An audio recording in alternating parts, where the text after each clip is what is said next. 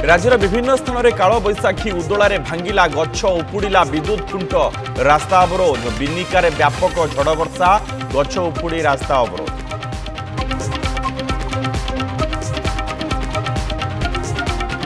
रेढ़ाखोल कुटासिंहा गाँव में चांचल्य शोइथिबा बेले सासुर तंटी चिपी हत्या कला बोहू अभियुक्त बोहू एवं ता भाई को अटक रखी पुलिस खोलताड़ घटनास्थल में साइंटिफिक टीम एवं डॉग स्क्वाड।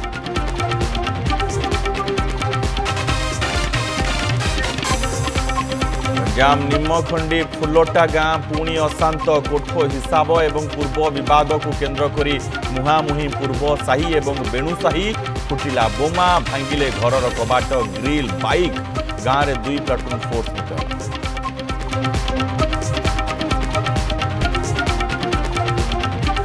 केरल में जमी देवा नारे 2,83,00,000 टंकार ठकई 3 जन को बांधिला राउरकेला झीरपाणी पुलिस गिरफ को मध्य जड़े स्कूल शिक्षक।